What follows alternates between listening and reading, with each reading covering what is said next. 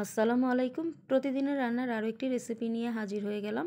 আজকে আমি বেগুন দিয়ে ভীষণ মজার বেগুন খাসি রান্না করব।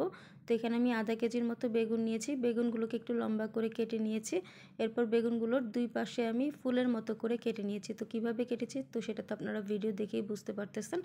এরপর আমি বেগুনগুলোকে ভালো করে ধুয়ে পানিতে ভিজিয়ে রেখেছি, যাতে বেগুনের ফুলগুলো একটু ছড়িয়ে পড়ে আর বেগুনের ভিতরে যদি কোনো পোকা থাকে তো সেই পোকাটাও বের হয়ে আসে। তো এবার রান্না করার জন্য চুলায় একটা প্যান বসিয়ে দিয়েছি। তাতে আমি তেল গরম করে এর মধ্যে আমি 2 টেবিল চামচের মতো পেঁয়াজ বাটা দিয়ে দিলাম। এবার পেঁয়াজটাকে হালকা একটু ভেজে নিব, যাতে পেঁয়াজের কাঁচা গন্ধটা চলে যায়।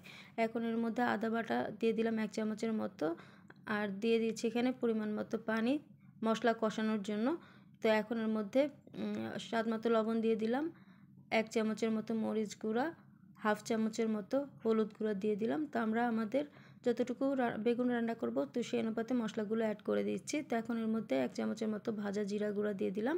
এবার মশলাটাকে ভালো করে কিছু সময় কষিয়ে নিতে হবে। তো এই যে মশলাটা ভালো করে কষানো হয়ে গেছে, মশলা থেকে তেল ছাড়তে শুরু করেছে। তো এখন বেগুনগুলোকে আমি পানি থেকে তুলে ভালো করে ধুয়ে আবারও তারপর আমি বেগুনগুলোকে মশলাটার মধ্যে দিয়ে দিলাম।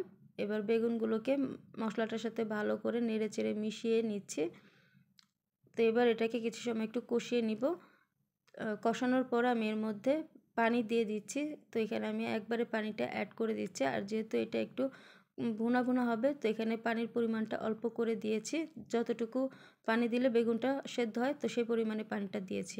তো এরপর এটাকে আমি বলক আসার জন্য রেখে দিয়েছিলাম। তো এই যে পর্যায়ে বলক চলে এসেছে আর ঝোলটাও কিন্তু বেশ খানিকটা শুকিয়ে এসেছে। তো এই পর্যায়ে আমি দিয়ে দিচ্ছি কয়েকটি কাঁচামরিচ ফালি আর ধনেপাতা কুচি। আর কাঁচামরিচটা আপনারা যতটুকু ঝাল খাবেন তো সেই অনুপাতে অ্যাড করে দিবেন। আর এই বেগুন খাসির মধ্যে ধনেপাতা দিলে কিন্তু খুব সুন্দর একটা ফ্লেভার আসে, খেতেও কিন্তু অনেক ভালো লাগে। তো এবার পানিটা শুকানো পর্যন্ত অপেক্ষা করব। তো এই যে এই পর্যায়ে কিন্তু পানিটা শুকিয়ে এসেছে। তো কিছুটা পানি আছে, তো এই পানিটা আমি একটু একটু ঝোল রাখবো। তো এই জন্য আমি এই অবস্থাতেই চুলাটা অফ করে দিব। তো আপনারা চাইলে পানিটা পুরোপুরি শুকিয়ে নিতে পারেন। তো এই যে আমি চুলাটা অফ করে দিয়েছি। তো আমার বেগুন খাসিটা হয়ে গেছে। এবার আমি এটাকে একটা সার্ভিং প্লেটে সার্ভ করে দিয়েছি।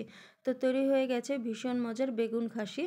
আর এরকম বেগুন খাসি হলে কিন্তু 1 প্লেট ভাত এমনি খেয়ে নেওয়া যায়, আর কোনো কিছুই লাগে না। আর এই বেগুন খাসিটা রান্না করা কিন্তু খুবই সহজ। তো খুবই সহজ পদ্ধতিতে আজকে আপনাদের সাথে এই রেসিপিটি শেয়ার করলাম। তো আশা করছি আমার আজকের এই রেসিপিটি আপনারা অবশ্যই বাসায় একবার তৈরি করে খেয়ে দেখবেন। আশা করছি আপনাদের ভালো লাগবে। তাহলে আজকে এই পর্যন্ত। আল্লাহ হাফেজ।